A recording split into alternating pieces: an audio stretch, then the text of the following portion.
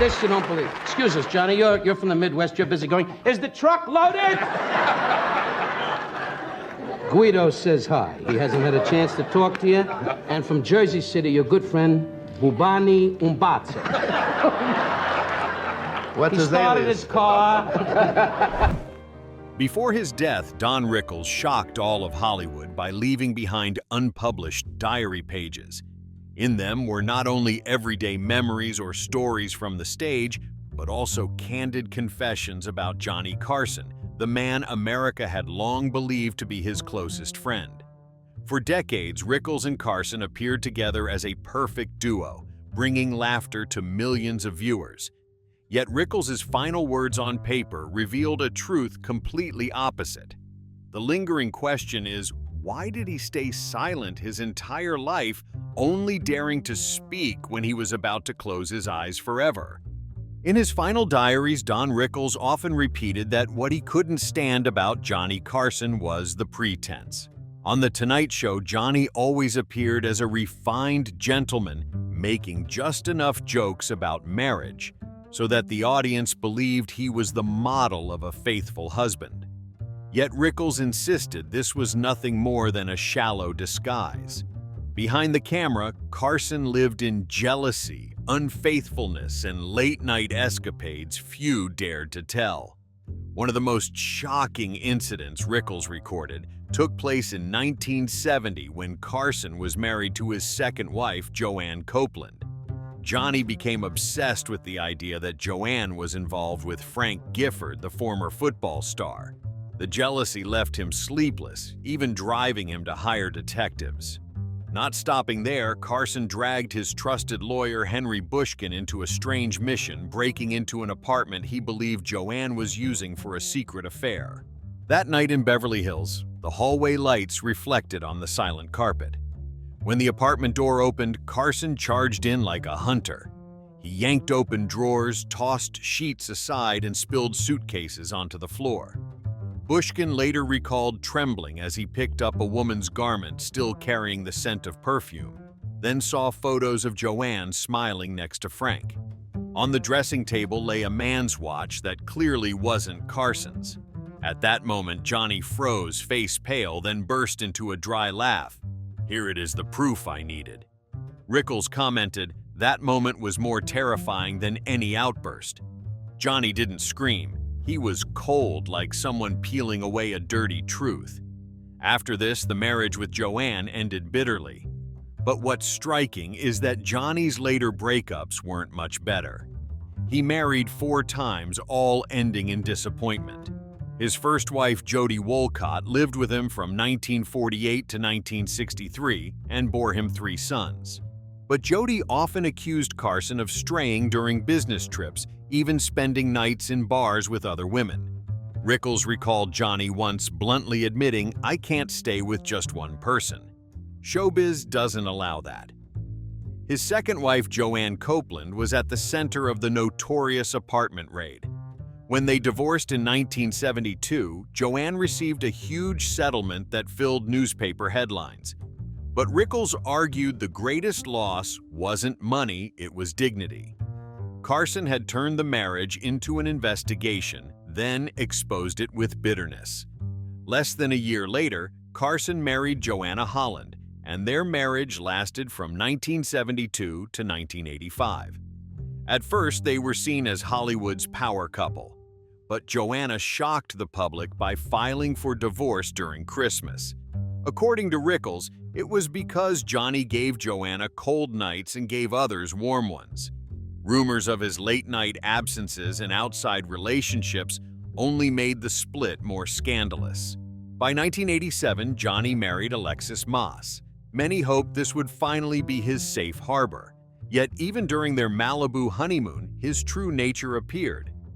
One evening, Alexis casually joked about Johnny being too busy with work. That alone made him slam his glass on the table and say in a harsh tone, "We've only been married 3 weeks. If you dare say that again, this marriage won't last another 3, Rickles wrote in his diary. Alexis never strayed, but she lived in fear because Johnny always doubted, always ready to punish with cold silence. Worse still, throughout the 1970s and 1980s, rumors of Johnny's nightlife spread across Hollywood. Many saw him in West Hollywood clubs drinking until dawn, surrounded by unfamiliar young women. Tabloids like the National Enquirer repeatedly printed photos of Carson with women in Las Vegas right after his shows. Rickles wrote, "The audience saw him hugging his wife on TV. I knew he had just bargained with a girl on Sunset Boulevard." All of this led Rickles to conclude bitterly, Johnny poured his whole heart into The Tonight Show, but for marriage he only paid with 4 divorce papers and weary nights. The public praised him as a perfect gentleman, but in truth he lived on jealousy, infidelity, and late-night escapades the public never saw. But broken relationships were only half the story. Within his own family, Johnny Carson left wounds far deeper and colder. Rickles once wrote that to understand why Johnny was so cold, one only needed to look at his relationship with his mother. From childhood, Johnny lived in a home almost devoid of affection. His mother, Ruth, was, in Rickles' words, a woman so tough she seemed cruel. Johnny often nicknamed her Lady Macbeth. He grew up under constant criticism, never praise. Even after becoming a television star, Ruth didn't show pride but mocked him as just a clown who could talk. This explained why in 1985, when Ruth passed away in Nebraska, Johnny chose not to attend the funeral. While family gathered, he stayed in Los Angeles recording The Tonight Show as if nothing had happened.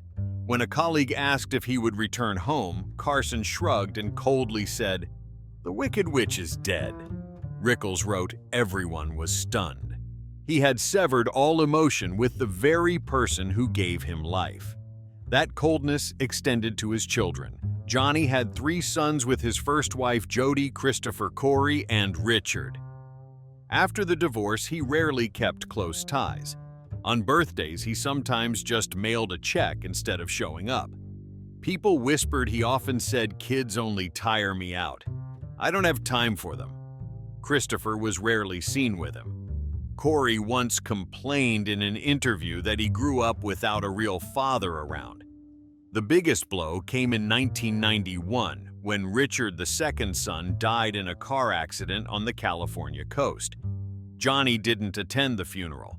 The public explanation was that his presence would turn it into a media event. But Rickles wrote that his absence only deepened the family's icy distance. The harshest treatment, however, was reserved for Rick, his youngest son, with Jody, who struggled with mental health. Rickles described one evening in 1987 at the 25th anniversary party of The Tonight Show in Los Angeles. The studio was glittering, filled with stars: Dean Martin, Bob Hope, Ed McMahon. The mood was festive until Carson, after a few whiskeys, turned to his son Rick and raised his voice. In front of hundreds of guests, Carson pointed at his son and shouted like scolding a stranger, "You've been nothing but a burden my whole life." Always a nuisance. The room froze in silence. Rickles wrote it was one of the moments when the king of television dropped his mask, showing himself as a man empty of family warmth. When Rick was hospitalized, Carson rarely visited. A nurse whispered to the press that Johnny only called briefly, then disappeared for months. One time while Rick was still in the hospital, Carson was seen playing tennis at the Beverly Hills Club. Rickles remarked he treated family collapse as an inconvenience while keeping his television image mattered most. These details, Rickles believed, showed Carson lived his entire life in distance. He didn't know how to bond, didn't want to mend, and when he couldn't control loved ones, he chose withdrawal. That's why he turned his back on his mother, distanced from his children, and stayed cold even in great losses. And from that coldness, Johnny carried it onto the stage, where jokes that seemed harmless often turned into scandals that rocked Hollywood. Rickles recalled that during Carson's years on The Tonight Show, many jokes became real wounds for others. The audience clapped, but backstage the consequences were heavier. One example was in the mid-1970s when Carson welcomed Harrison Page, a black actor, as a guest. During their talk, Carson suddenly mimicked a black accent for laughs. The audience roared, but Page sat stiffly, hiding his discomfort. After the show, he left quietly, skipping the usual photos. This story later resurfaced as proof of humor turning into hurt. In 1984, Carson stirred controversy again when he welcomed Vanessa Williams, the first Black Miss America. Instead of congratulating her, he joked she won only because there was a black judge on the panel. The audience laughed, but Vanessa forced a smile. Years later, she admitted the remark hurt, as it dismissed her effort and talent. The incident spread in the press, cited as one of Carson's least admirable moments on TV. Beyond race, Carson often mocked appearances. Actor Raymond Burr, famed for Perry Mason, was a target. Carson repeatedly joked about his weight, calling him a moving hill on live TV. Burr endured at first, but after being mocked in the opening once more, he walked out and refused to return to the show for years. He only came back twice under NBC pressure, but his relationship with Carson never healed. The most intense case was with singer Wayne Newton. Carson repeatedly hinted at Newton's masculinity. At first, Newton stayed silent, but as the jokes mounted, he grew furious. Reportedly, he once confronted Carson backstage and demanded it stop. Later in interviews, Newton openly criticized Carson as harsh, vowing never to reconcile. Their relationship was beyond repair. Such incidents weren't just throwaway lines. They drove colleagues away, some seeing Carson as someone using TV power to put others down. To viewers, he was the king of late night, but to many artists, he was the source of bitterness. The sharpness in his words grew into real feuds, making Carson the center of countless clashes in show business. Rickles once wrote that Johnny Carson not only had enemies outside, but also inside The Tonight Show, where the number of people who disliked him could form a club. The most famous case was Joan Rivers. Throughout the 1970s, she was his protege, often invited to guest host. Many believed Carson would pass the throne to her. But in 1986, Fox offered her a talk show. Rivers accepted without telling Carson. When the news broke in the New York Times and Los Angeles Times, Carson felt betrayed. He immediately called NBC and banned Joan from The Tonight Show. Rickles recalled Joan crying as she tried to call him to explain, but Carson refused to pick up. From then on, he acted as if she never existed. As a result, Rivers was shunned in Hollywood. Her career stalled for nearly a decade. Another case was John Davidson. Rising in the late 1960s, Davidson often guested on Carson's show. But in 1973, he signed with ABC for new game shows. Carson saw it as betrayal. In 1974, when Davidson returned, the atmosphere was icy. Carson sat silent, not laughing, not responding. After that, Davidson was nearly erased from the guest list. Critics noted his TV career declined after this break. The list went on. Comedian Rich Little was banned for imitating Carson too much. Actress Carol Wayne complained Carson treated her as nothing more than a prop, never caring about her real career. Even veteran comic Buddy Hackett once called Carson a man who doesn't value friends after being mocked on air in 1982. Even within the Tonight Show team, the mood was uneasy. Writers like Mike Barry and Jim Mulholland complained Carson was cold, never thanking them. Technicians in Burbank whispered about forming a secret Carson Survivors Club to share stories of being yelled at. At one party, some even toasted. "At least tonight we didn't get scolded by Carson." Rickles wrote, "There are two kinds of people in Hollywood, those who feared Carson because he was powerful, and those who secretly resented him for losing their chances. For Rickles, that power was a double-edged sword. It kept Carson on the throne, but also trapped him in hostility. Even with Don Rickles, who seemed like a soulmate on stage, the relationship with Carson was far from smooth. It carried bitterness and scars that never fully healed." On the night of December 13, 1976, at Burbank Studios, California, The Tonight Show was hosted by Bob Newhart instead of Carson. Don Rickles was invited, and as usual, he joked around with everything on the host's desk. But then he touched something everyone in television knew was untouchable: the wooden cigarette box Carson had kept on his desk since 1967. According to staff members, Carson treated the box like a lucky charm, never allowing anyone to touch it. Rumor had it that every night before going on air, he would open the box and take out a cigarette as a ritual for reassurance. Yet Rickles casually picked it up, pretending it was a stamp. He slammed it on the desk to make the audience laugh, and instantly the lid broke off. The studio audience roared, thinking it was staged. But Rickles froze, staring at the broken pieces falling to the floor. An NBC editor later recalled, "I was sitting behind and saw Rickles go pale. He tried to laugh it off, but his hands were shaking." Rickles quickly set the box aside and continued his routine as if nothing had happened, but inside he knew he had just angered a lion. As expected, the very next evening, December 14th, Carson returned to his chair. As soon as he sat down, he noticed the broken box. Without hiding his feelings, he picked it up. His face darkened. He stood up abruptly, leading the entire camera crew off the Tonight Show stage straight into the next studio where Rickles' sitcom, CPO Sharky, was being filmed live. The audience of Sharky froze in shock as Carson suddenly appeared on stage holding up the broken box. In a heavy voice, he said, "Big dummy, you break my stuff and then hide here." Rickles stammered, "Ladies and gentlemen, this is Johnny Carson." "But," Carson snapped back, "they know who I am." Then he tapped Rickles lightly on the cheek, smirked, and walked out. The audience burst into laughter, but behind the cameras, many witnesses said Carson was truly furious. Years later, Rickles explained it away as improvisational comedy. But in his diary, he wrote clearly, "I saw in Johnny's eyes anger that was no act." To him, that box wasn't a prop, it was almost sacred. Rumors within NBC spread further.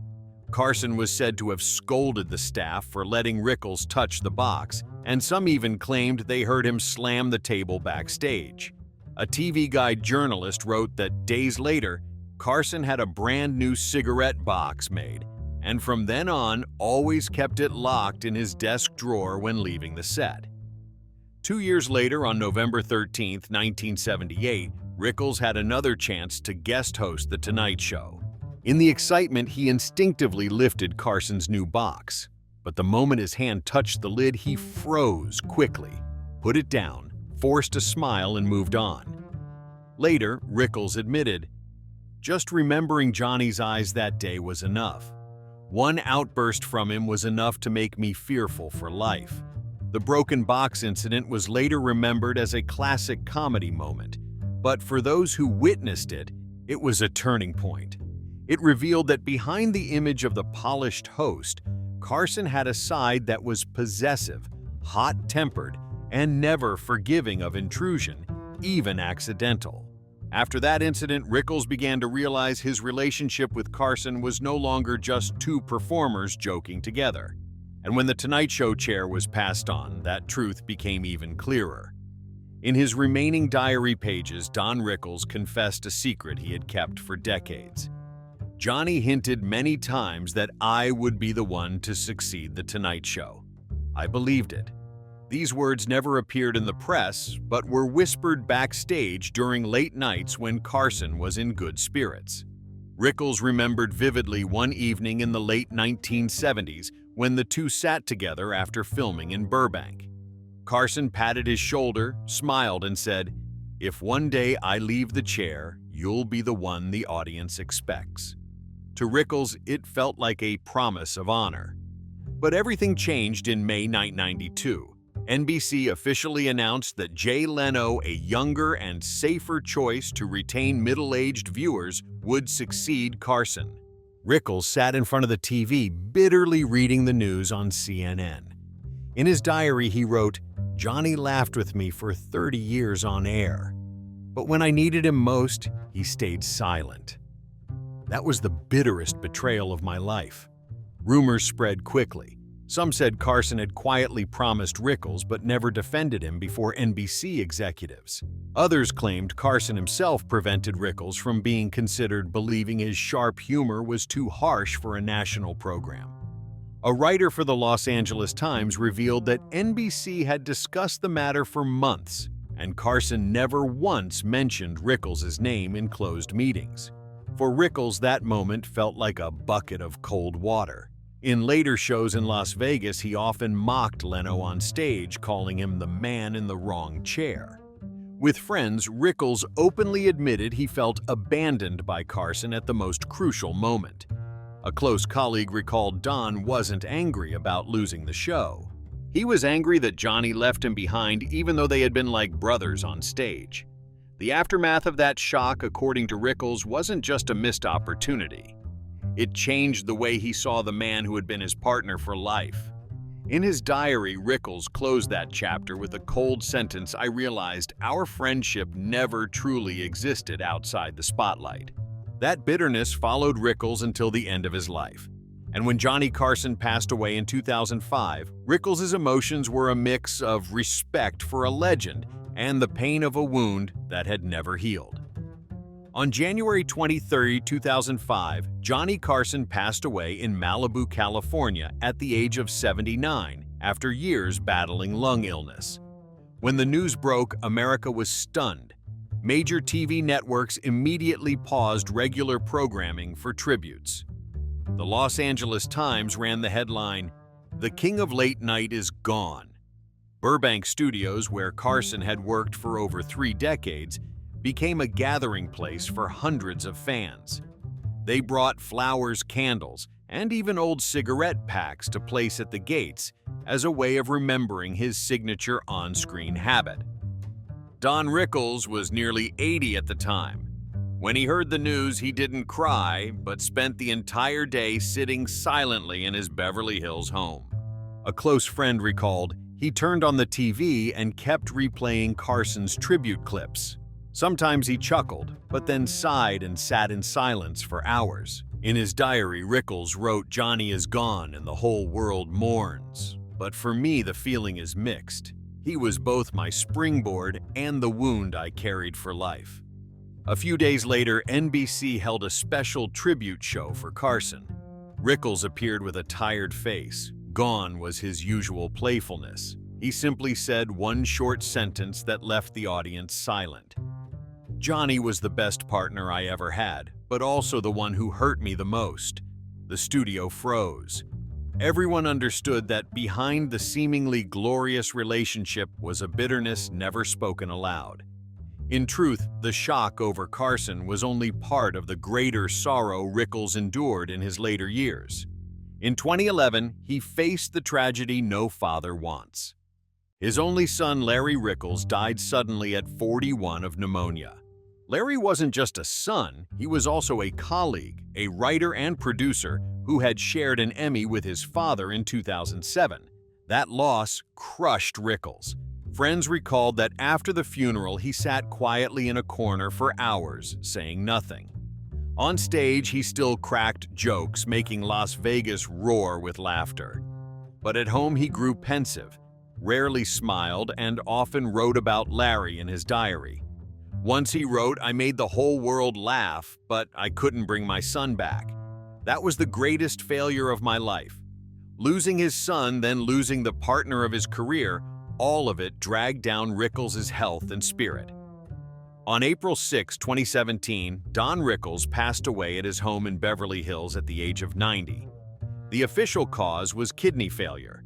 But for those who knew him, they believed the repeated losses from Johnny Carson to his son Larry had long worn down his spirit. Hollywood was shaken. Jimmy Kimmel cried on air when mentioning Rickles. David Letterman called him the last warrior of the golden era. Young comedians like Jerry Seinfeld, Chris Rock, and Sarah Silverman posted tributes saying no one could replace Mr. Warmth, the man who turned insult comedy into an art. In an old diary found after his death, there was one short line believed to be Rickles' final words on paper. "I lived on laughter. I stood on stage and did what I loved. I had an audience, family, and friends, but my greatest regret was still Johnny Carson. He gave me the light, but also left me with a darkness that never ended. That was the closing note of a life both dazzling and bitter. And perhaps it was also the last message about an unfinished friendship that haunted Don Rickles until his final moment. The story of Don Rickles and Johnny Carson will likely be remembered forever as one of Hollywood's rare behind-the-scenes tales. Everyone remembers the laughter they brought, but the pain behind it was only truly revealed when Rickles himself was gone. And you, what do you think about the relationship between Don Rickles and Johnny Carson? Leave a comment below so we can discuss together. Don't forget to like and subscribe to the channel to catch more shocking behind-the-scenes stories of Hollywood.